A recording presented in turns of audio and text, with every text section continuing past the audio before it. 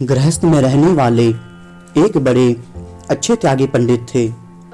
गृहस्थ में, साधु में, सभी में त्याग हो सकता है। त्याग साधु वेश में ही हो ऐसी बात नहीं है। पंडित जी बड़े विचारवान थे, भागवत की कथा कहा करते थे। एक धनी आदमी ने उनसे दीक्षा ली और कहा, महाराज कोई सेवा बताओ। धनी आदमी बहुत पीछे पड़ गया तो कहा, तुम्हें राम जी ने धन दिया है तो सदा व्रत खोल दो। अन्नदानम महादानम, भूखों को भोजन कराओ, भूखों को अन्न दो, ऐसा महाराज ने कह दिया। वह श्रद्धालु था, उसने शुरू कर दिया। दान देते हुए कई दिन बीत गए। मनुष्य सावधान नहीं रहता है तो हर एक जगह अभिमान आकर पकड़ लेता है। उसे देने का अभिमान हो गया कि मैं इतने लोगों को अन्न देता हूँ। अभिमान होने से नियत समय पर तो अन्न देता और दूसरे समय में कोई मांगने आता तो उसकी बड़ी ताड़ना करता, तिरस्कार अपमान करता। क्रोध में आकर अतिथियों की ताड़ना करते हुए कह देता कि सभी भूखे हो गए, सभी आ जाते हैं, सबकी नियत खराब हो गई।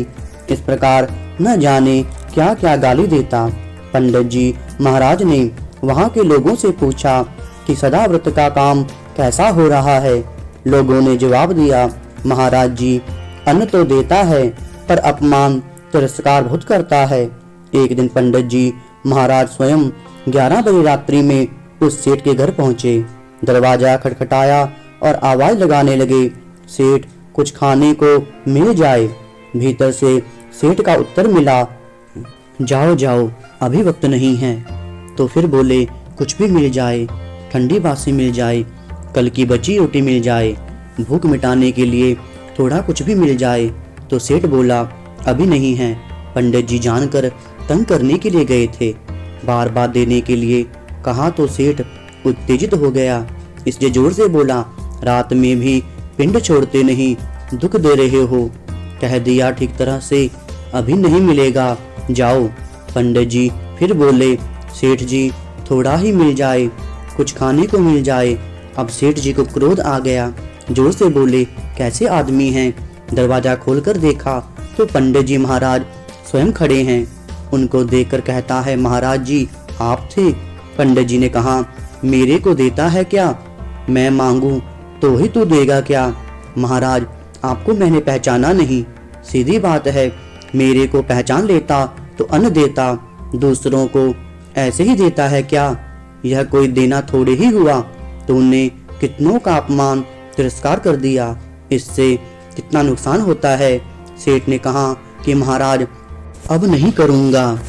अब कोई मांगने आ जाए तो सेठ जी को पंडित जी याद आ जाते, इसलिए सब समय सब वेश में भगवान को देखो।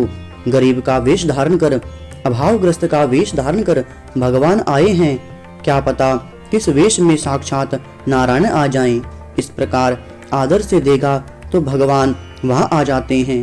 भगवान तो भाव के भूखे हैं, भाव आपके क्रोध का है तो वहाँ भगवान कैसे आएंगे। आपके देने का भाव होता है तो भगवान लेने को ललायत रहते हैं। भगवान तो प्रेम चाहते हैं, प्रेम से आदर से दिया हुआ भगवान को बहुत प्रिय लगता है।